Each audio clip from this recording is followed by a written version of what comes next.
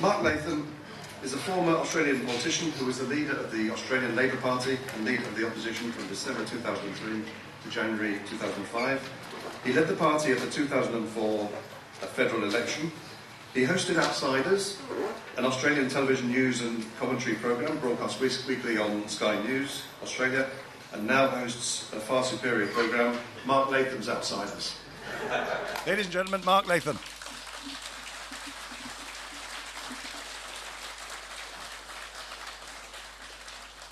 Well, thank you very much, Mike. Ladies and gentlemen, Mike, you've got wonderful judgment and discerning taste in TV programs, so I can congratulate you for that. Now, in opening up the last day of the conference, my job obviously is to jolt anyone here out of their Sunday morning blues. That's going to be my main role, to jolt you out of the blues and hopefully provide a note of optimism about the future of the men's movement and the men's rights issues. And I thought, in jolting the conference awake here on a Sunday morning, what better way than to tell a Kevin Rudd story?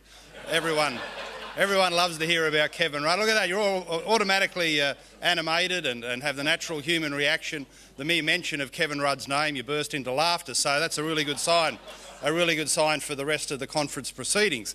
Now, it's little known that after Kevin missed out on the UN job, the Secretary-General, he's decided to come back into Australian politics, and just north of here he's rampaging through his old seat there in South Brisbane, trying to get back on the political stage, and he's visiting schools and shopping centres and going around the hospitals and shaking hands and big-noting himself as only Kevin Rudd can. And a colleague told me last week that Kevin was in a nursing home in his old electorate, going through there, shaking hands and letting everyone know how wonderful he is. And one of the little old ladies there walked up and said, "Who are you?" Well, you can imagine the massive jolt to Kevin's enormous ego that someone there didn't know of the great legendary Kevin Rudd. So he started to say to her, "Who am I? Who am I?" He's protesting, his voice is getting louder and louder, it's ricocheting down the corridors of this nursing home. He's yelling out, "Who am I? Who am I?" And it's becoming quite a scene as Kevin's all upset. "Who am I?" And then another little old lady walked up and said, "If you don't know who you are, you just go up to the front desk and they'll tell you."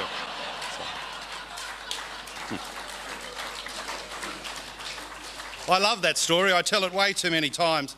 I always wish it was true. It's apocryphal, of course, but it's one of those things that should be true, don't you reckon? It should be true. And about Kevin, it's so eminently believable. But I thought today I would inject a note of optimism. I'm very optimistic about the future. I know from time to time you look at the avalanche of left feminist propaganda out there, the demonisation of men, and it can look a bit bleak and dismal. But I think there is cause to look through that and in the medium term to see some encouraging signs about where the public debate and Australian politics is headed. And I thought to start out I might just give a bit of background as to how I became interested in men's issues. And I'm a terrible person, you know, all the dangerous words I speak in the public arena, the places who don't want to hear what I've got to say. I've got this very, very dangerous habit of trying to judge the evidence as I find it. And this started for me when I was elected to the seat of Werriwa in the federal parliament in 1994. And if you'd said to me at that time, someone coming from a Labor background, intensely interested in social justice and fairness, in terms of what we now call identity politics, in 1994, what would be the prototype identity of a person in my old electorate of Werriwa in southwest Sydney who was desperately in need of assistance, community and government support, who was the person most in need of social justice? And I would have said it was a middle-aged man, probably restructured out of a manufacturing job or part of intergenerational unemployment welfare dependency in one of the 4 or 5 public housing estates in that seat in southwest Sydney.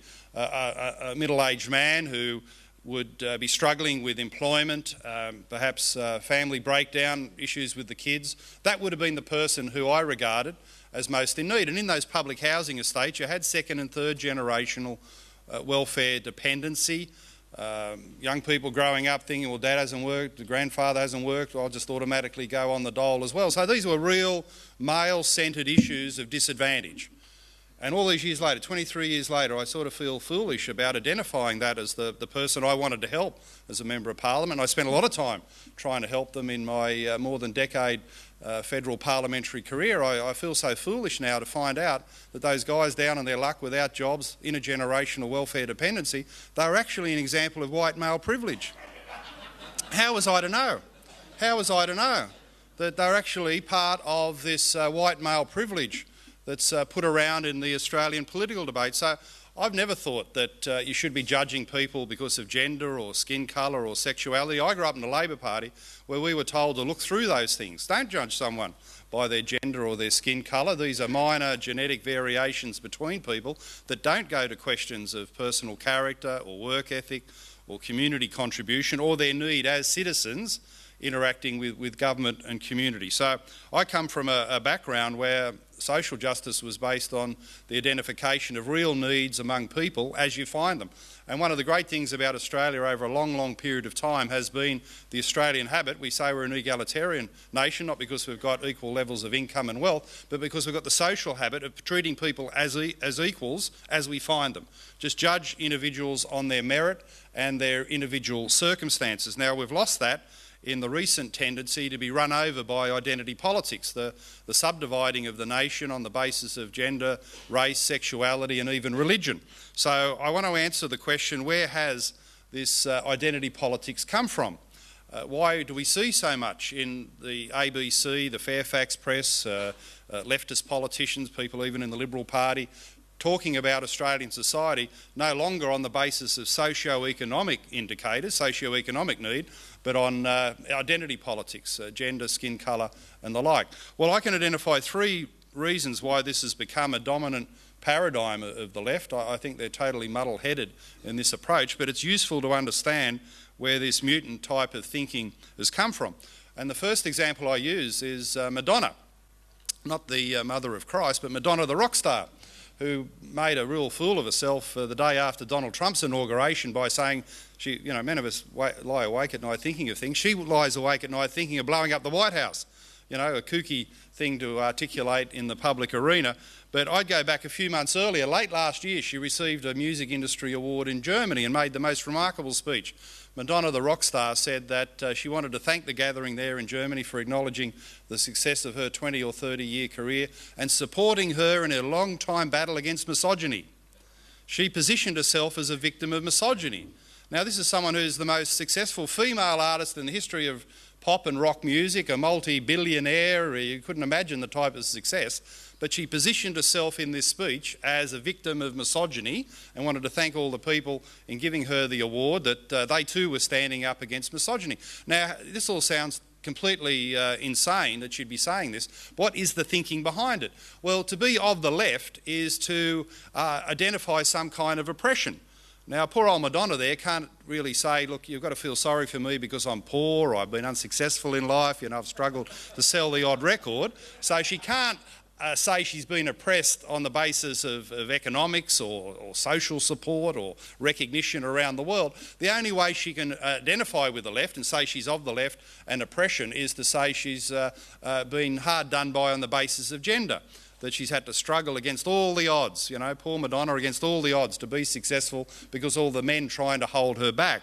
Well, they didn't do a very good job, but it's indicative of where left feminism comes from. Left feminism represents only 2% of the female population, but you'll invariably find that these are women who've got a privileged background. They can't say they're leftists because they've been oppressed on economic or wealth grounds. They're inventing an oppression on the basis of gender. And it's very true here in Australia. You look at people like Jacqueline Maley, who comes from a long line of a dynasty of successful journalists in Australia, or Julia Baird, from a political hierarchy. Her father was a federal and state MP, a brother was Premier of New South Wales, Anne Summers from a well-to-do background, Clementine Ford. Just about all the left feminists in the public debate are using gender to identify themselves as left because they can't do it on the traditional grounds. They've come from a privileged background.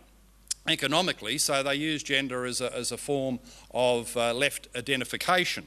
And we need to understand that's what they're on about. They're claiming oppression on the basis of gender, even though they are privileged citizens in our society. Another one I can mention is Dee Madigan. I was on a Sky News panel with her earlier in the year and I mentioned male disadvantage and she started laughing.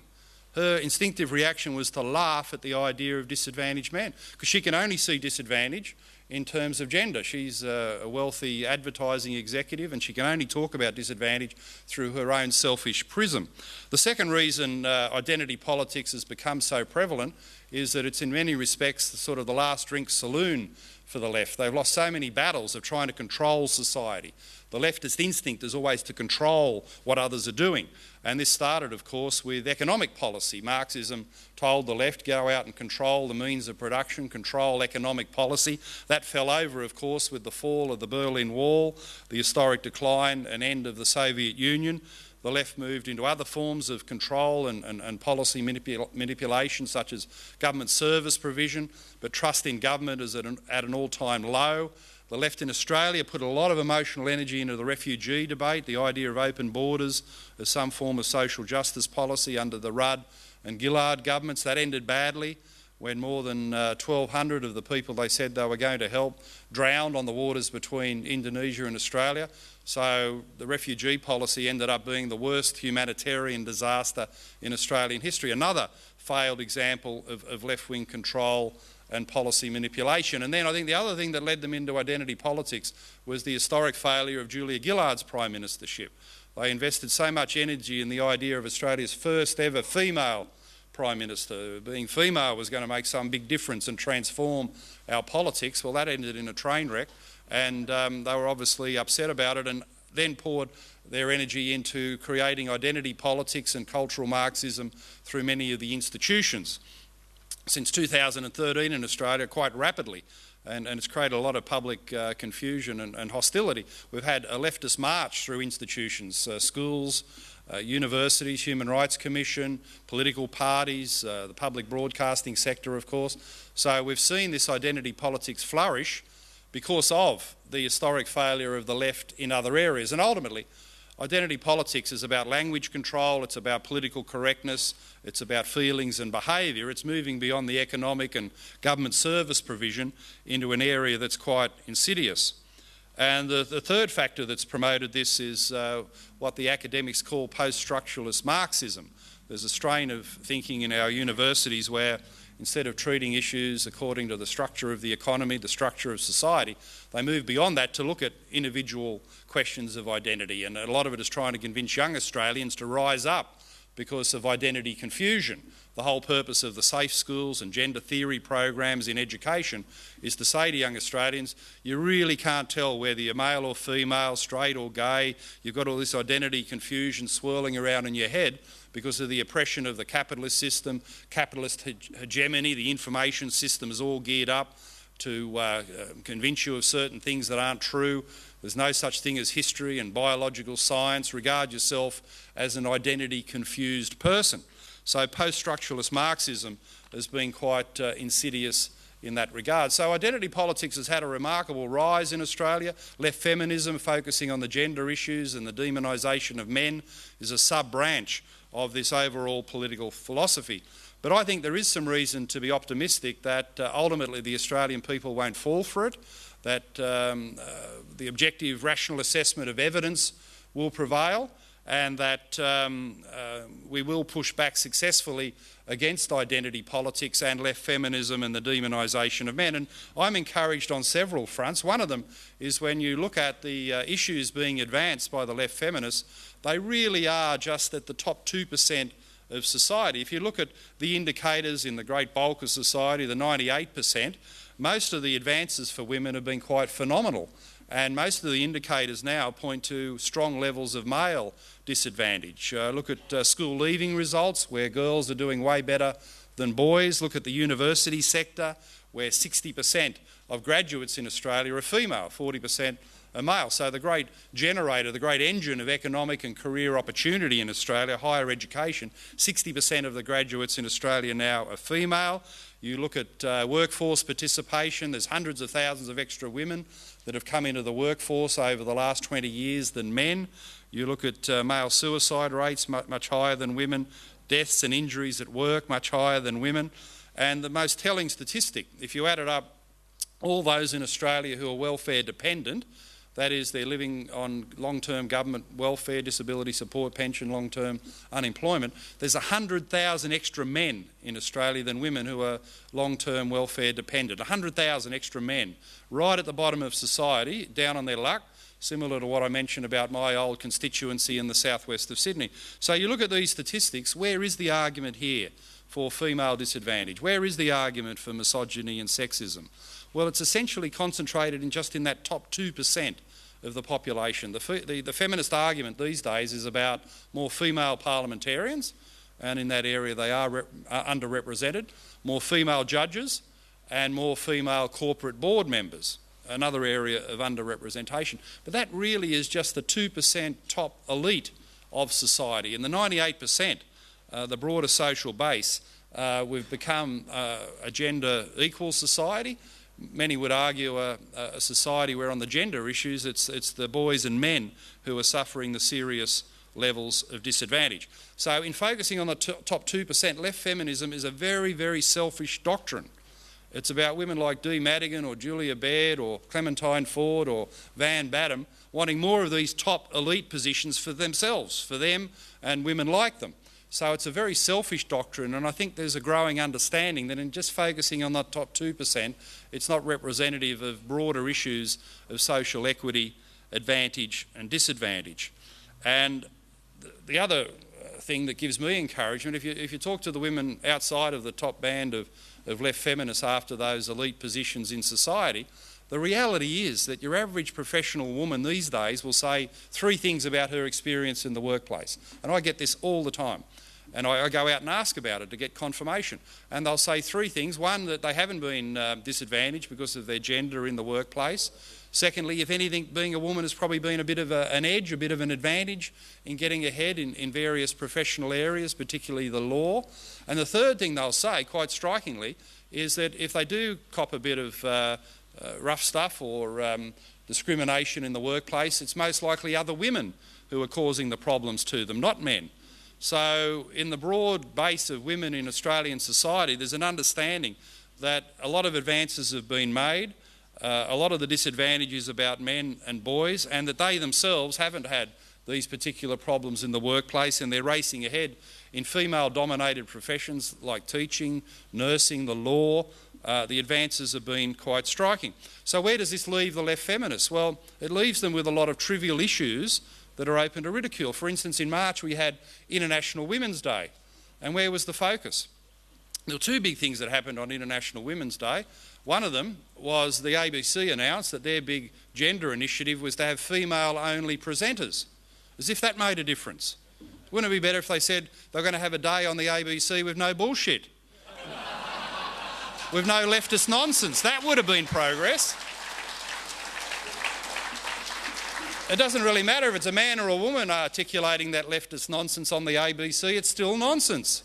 So their big thing was to have female-only presenters. And then the other big revolution, the other big feminist advance that they pushed hard on the streets of Melbourne, Victoria, was to say there was a problem with those little stick figures in the pedestrian lights. Do you remember that? Do you remember that? I mean, has anyone ever looked at them closely? Do we stand there sort of, perving on the stick figures thinking, oh, look at that, that's a man or that's a woman stick figure? Or do we just worry, is it green or red and are we going to get run over or are we going to cross the street safely? So this was absolute trivia that was so ridiculous it was laughable. There's going to be a campaign to change the stick figure from looking vaguely male into vaguely female. So fellas, isn't that good? We can all perv on the little female stick figure. As we cross the road, we'll all get run over because we're worried about the nice sort that's in the little green light or the little red light. So, this is trivia. We laugh about it as we should, but it's just a demonstration. If on International Women's Day, that's a really big thing you've got to worry about. Well, is the world that bad? Talk about first world problems when we're down to the stick figures in the pedestrian light. So, a lot of this is trivia, and quite frankly, the women in the mainstream of society hearing this stuff on International Women's Day, they laugh too, and they know that the left feminist cause has reduced itself to absolute trivia. Another factor why I think in the long term we're winning this debate, if you listen closely to the left feminist style of argument, it is incredibly fragile and weak. Because the truth is that whatever argument a Julia Baird, a Van Badham, a Clementine Ford is putting forward, it's not an argument that's actually based on persuasion. Their technique is to try and dominate the space in which the argument is being made, to say that, terribly rough, dangerous people like me can't be part of the public debate, we're unacceptable, so they just want a monopoly place where they can put their point of view without anyone hearing the alternative. Well, that's not the way in which your average Australian, well-educated and smart, looks at debate. People want to hear the other side of the story, and they're using alternative media. We've got bloggers here today, we've got YouTubers like Independent Man, I've got my alternative media platform. People are going to those places to get the other side of the story, as informed, smart people will always do. And the problem with the left feminist presentation publicly is that it doesn't rely on persuasion, it relies on closing down others, it relies on political correctness, it relies on them monopolising the public arena, and they can do that at Fairfax and the ABC. But that's not the limit of media these days. There's all these alternatives, and more Australians are going to them to be better informed about the issues. In fact, the left feminist way of arguing is inherently weak and fragile because it's full of this couch-fainting feminism. If you disagree with the left feminists, they'll say, oh, you've disagreed, it's terrible, you're saying these things, how can you possibly disagree, you've hurt my feelings, I've been offended. And the argument stops at that point. Recently I had tried to engage with Julia Baird about a ridiculous thing she'd written in the Herald, arguing that women are inherently less confident than men. And she had a study out of Britain that I went and read, and it didn't really show that at all. And the samples were so weak, she was saying Australian women are less confident than men, and it was based on a survey of 30 men and 100 women, just 130 Australians. It was just so weak, and you went further into the study, it actually contradicted a lot of what she was saying. And I put these arguments forward to her on Twitter, and the response was to say that I was a violent person and a brute and all these sorts of things, and at the end terminate the debate after about 5 seconds to say, oh no, we can't engage in that discussion. So if you're not willing to engage with people and actually persuade and be part of the tradition of robust political debate, you'll never persuade a single person to your cause. Just relying on monopoly at the ABC and Fairfax is insufficient. So they're not a formidable opponent other than their monopolising tactics. When it comes to persuasion, they just faint straight away onto the couch, plead offence and hurt feelings, and can't go on to persuade people of a different point of view. So that's an inherently weak form of public presentation that is doing their cause no good at all. The truth is, your average Australian is pretty smart about these things. They've been listening to the debate about gender, and more people are concluding that the men's issues are critical and need to be addressed. So I know for the groups here today and the gathering, sometimes it's really, really hard. You look at the monopoly media outlets like ABC and Fairfax and think, oh, just a tidal wave of propaganda is hitting us day after day after day. But we need to rely on the good sense and intelligence of the average Australian to see through the BS, to know what it is, to call it out, and to look to the alternatives and find out the facts. And a lot of the facts are in their own real life experiences. Their own real life experiences in the workplace, worried about their kids, how they're going at school, can they get through to university, will they get a fair go in public sector recruitment, with all this nonsense about unconscious bias. There's a lot of mothers who are very worried about the future of their sons. We heard one of the wonderful, powerful speeches yesterday from Miranda Devine, who wonderfully is motivated for concern for her sons. And this is the whole point about identity. People in real life don't live their existence through one dimension. People don't live their lives as male or female through the gender dimension solely. They don't live it through their skin colour, racial or sexuality dimensions. People are multidimensional. You've got lots of things happening in your life. You know, we're more than identity figures in society. We're workers, we're parents, we're community participants, and people have a real rich, diverse existence. And out of that, they're seeing the nonsense of left feminism and how it's not reflected in reality, and they're reaching a very different conclusion.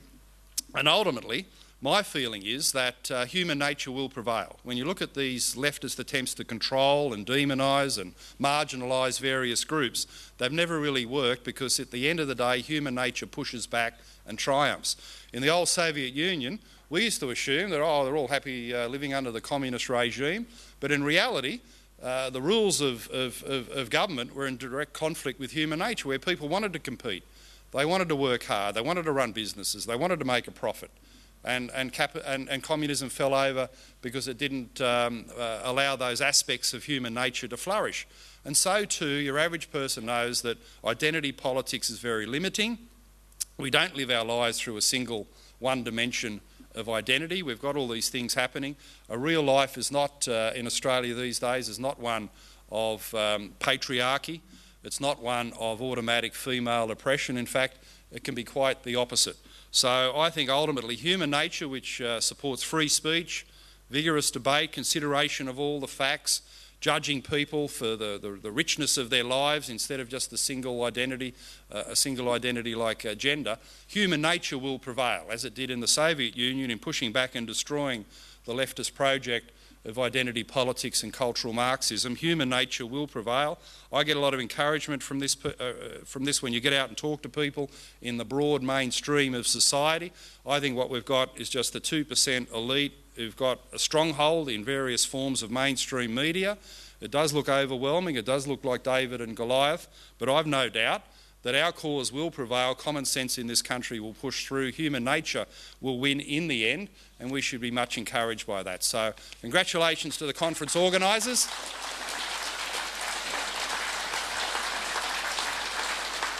I pay tribute to all the people who are fighting the good fight. I wish you all the best into the future. We will win this battle to take back our country and decent Australian values. I'm 100% convinced of that, and we march forward in unity for that purpose. Thanks very much.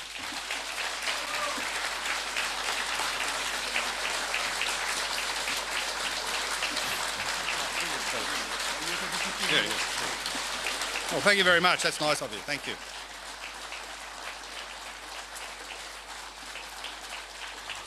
Thank you.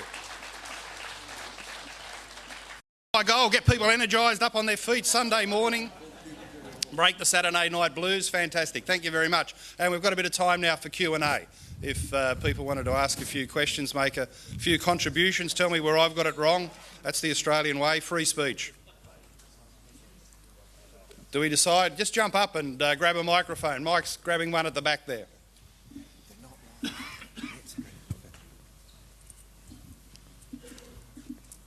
I've got one question for you. Why do you think that the feminists seem to be in bed with Islam at the moment? Because talking as somebody who's lived under Sharia law for 2 years in my life, I'm very concerned to see that 3% of the population is now actually dominating the mainstream media. Well, I think this is part of the narrative of white male privilege. They've constructed in their own deluded minds an interpretation of society that where patriarchy, white male privilege is dominating in all respects. And if you're not part of this so-called white male privilege, then you're automatically an oppressed group. So the left feminists have convinced themselves that even though they're wealthy, successful, they're all in the media, that they're actually doing it tough in society because of all the vicious men. And they're an oppressed group. And they identify also with Islam because it's outside of white male privilege as well. And it's an oppressed group. So they've convinced themselves against all the evidence and reality that normal people see, that you've got these oppressed groups, white men are holding down society through colonisation and racism and bigotry. So they effectively let Islam off the hook. You know, some terribly sexist habits and practices in Islamic nations, but they rationalise it away and delude themselves that it's all fine and it's not to be complained. For instance, Van Batten wrote a piece in The Guardian, a very instructive piece in response to Donald Trump's world tour, where she was attacking Melania and Ivanka Trump for their role. I would have thought those two women presented the freedom of the West and were very dignified in perhaps convincing Islamic women that they too should exercise freedoms. But Van Batten's conclusion was that Melania and Ivanka Trump are oppressed by Donald Trump, that they're downtrodden women, just mere flunkies in the Trump caravan, and in fact women in the United States are doing a lot worse than women in in Saudi Arabia. That was her conclusion, that women in the United States have got fewer rights and opportunities than women in Saudi Arabia, where they can't drive a car. I mean, it's just totally against all the evidence. Women in Saudi Arabia can't drive a car, and they've also got to have major decisions in their lives made by men. So it's a complete oppression. So it all comes from this delusion of white male privilege. For these nutcases, these Fruit Loops, they don't see any men who've got problems or disadvantage. All the men are privileged, they're exercising their power, and all the other groups in society, from women, Indigenous groups, Islam, any so-called minority is automatically oppressed. So it's a false construct of the way in which society operates, and in their own mind they rationalise all these problems away. They don't see too much sexism in the world of Islam, which of course is ridiculous.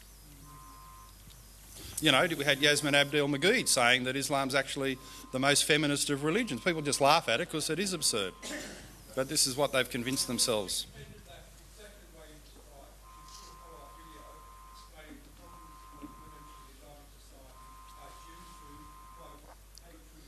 Yeah. Yeah, it's people like you and me who've ensured that women can't drive a car in Saudi Arabia. As if. Good morning, Mark. Morning. My question is, I agree with you that we are winning the debate in the general population. What about where feminism and identity politics has captured all the power structures in society? What about they're running the bureaucracy, they've got a major place at the table of government, legal. How do we fight against that? Well, despite the identity construct, everyone gets a vote. And you can have some control of the mainstream media, you can even control some of the parliaments, but when people vote, if you marginalise and ignore the needs of men in particular, that'll build resentment and they'll strike back. And the classic example of this, and we should take a lot of encouragement from it, was what happened in the US presidential election, where Hillary Clinton basically said there's three reasons you should vote for me. One is I'm female, another is I'm not Donald Trump, and the third reason was that Bill had a turn as president, the black Jesus had a turn as president, it was her turn. You know, that was it was her turn to have a go in the Oval Office. Well, she went out and tried to build an identity coalition. She said, if you're female, you should vote for me. If you're black, you should vote for me. If you're Latino, vote for me. If you're gay or any of those alphabet categories, you should vote for me. LGBT, WTF people, you should vote for me. And that was her coalition. That's how she was going to win. But she neglected the one group that the Democrats had always had there trying to help them, and that was men, white men in particular, who'd been restructured out of manufacturing jobs in the Rust Bucket states. So she presented an identity coalition that left those men out. Now, not surprisingly, they resented that. They resented being described as deplorables. She was actually against them, and they went out in large numbers, quietly, methodically, democratically, and voted for Trump and shocked the world. So at the end of the day, democracy has its own weight and its own justice.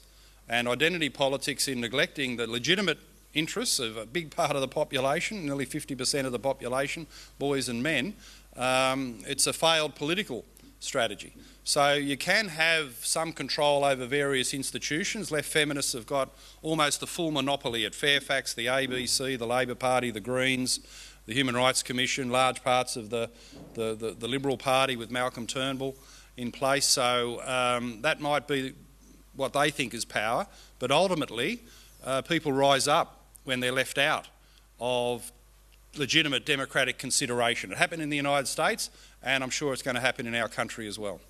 Play this role? Well, inevitably, because those smaller parties will get bigger. And the combined primary vote of the two major parties in Australia has never been so low. It's dropped below 70%.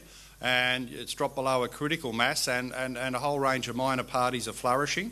And whether you're talking about the Liberal Democrats or One Nation or Cory Bernardi and the Conservatives, they're all very, very strong on exactly this issue. Treat people as you find them, treat them according to their needs rather than identity categories, and get on top of the legitimate interests of disadvantaged men. So that is a movement. I know the parties are all different and they do things a different way politically, but you'd say it's a political movement that is underpinned by the same type of thing we saw in the United States, that men who are left out of legitimate policy consideration will feel that resentment, they'll march out and they'll vote accordingly. Hi Mark, thanks very much, that's very encouraging. I guess my question is, if we look beyond the voice that the left has in the media, the question was raised there over the power structures. Virtually every state and federally in Australia has an office for women, and a minister for women, and a women's health policy. As far as I'm aware, there's only one male health policy in Australia, and that's in the Northern Territory. We keep coming across, I've had it myself, responses myself, a lot of the male politicians, probably apart from yourself or maybe David Lanholm, are too afraid to give men a voice in Parliament in case they offend women or get the feminist backlash, they're accused of misogyny and lose the vote. I'm just wondering how we tackle that whole power structure that's so heavily indoctrinated with the leftist feminist culture. Well, some of that power structure looks impressive, but I think these days it can be a paper tiger. I mean, the whole of the mainstream media in the United States, the whole of the identity apparatus was against Trump. All of them. A universal barrage of abuse and ridicule, the like of which we've never seen in Western democratic politics. And he still won. He still won. And you're getting these results that are shocking the world time after time. In France, the two traditional major parties, neither of them had a candidate in the presidential runoff. And who would have thought Le Pen would be there with her agenda, which is very much on men's issues, similar to what we're saying here today. And in the UK, again, an outsider-type guy derided, and we all thought he was a joke. Jeremy Corbyn got out there on his side of politics and built a platform that forced the government into minority in the House of Commons. So you're getting these shock results that the mainstream media never forecast, never understand, and they are so far out of touch. It explains a couple of things. They keep getting the election results wrong, and they fail to understand more and more people, more and more of their former consumers are turning to alternative media and getting their information off the internet and making their own decision. See, at the end of the day, the whole movement against free speech and the push for political correctness is saying we can't trust the people to hear certain points of view. But the public can be trusted, and the public will go out there and find their own sources of information. And we should be always out there putting the message forward and saying, here's our side of the story. We're not automatically requiring you to agree, but here's our side of the story, and we trust you, the Australian people, to make your decision, make your judgment about all this information. You know, you might read something by the left feminists in the Fairfax press. Here's the alternative point of view. You make up your mind. And that's what people are doing in growing numbers. They know the mainstream media is full of agendas and ideology and preconceived views of the world, and they want a bit of freedom to make up their own mind, and at the ballot box they're doing it in very, very unpredictable ways. So I think that movement is on our side as well. I have the microphone. Good on you. So, Mark, how can I convince you to band together all these small minor parties under your or someone else equally cool's leadership and form a valid, viable third-party option for an upcoming election?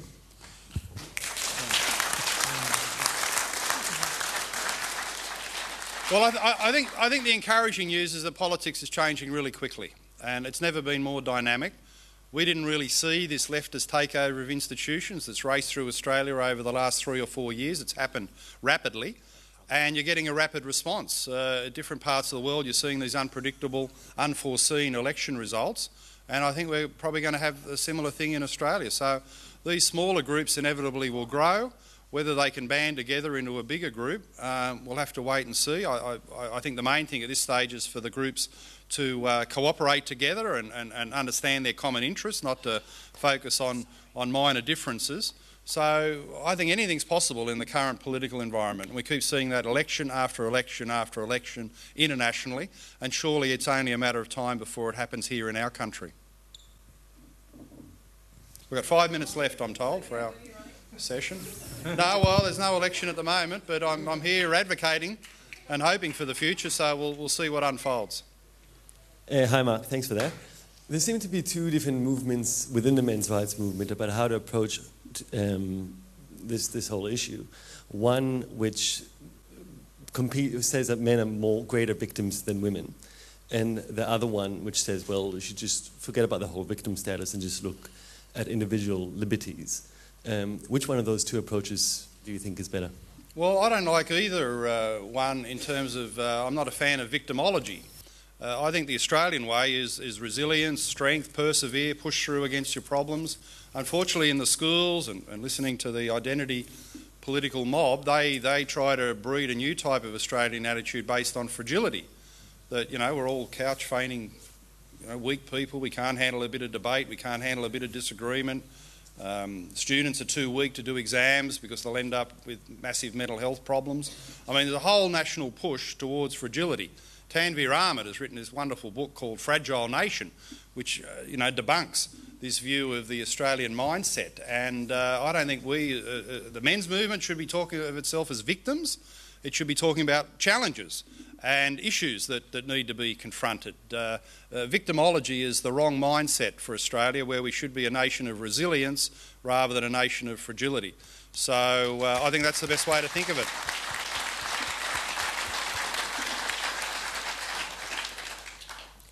Mark, what's your stance on the family court system? Because at the moment we've got the male suicide rate going up, and that's due to males committing suicide of going through courts, the stress and the depression of it. So what's your stance on it? Well, fortunately by Mark Latham's Outsiders, I've had Bettina Art and Corin Barraclough doing some wonderful work on men's issues, family court law, child support agency in particular. So we're very keen to encourage a debate at various times, thinking the unthinkable about the types of reforms that are needed. I suppose my starting point is to think in family court and child support agencies there should be a default position of equal rights, equal access, equal money. And unless, the problem's been government trying to apply some, general rules to very diverse and complex family breakdown circumstances, and the evidence shows it doesn't really work. There should be a default position of equality, and unless the courts or the agencies hear an overwhelming argument to the contrary as to why the equal arrangement shouldn't apply, that should be the set of rules that people go forward with. That's where I think it's got to. Okay, well, I think we'll have to wrap it up there. Ladies and gentlemen, Mark Latham. Thank you. Thanks very much.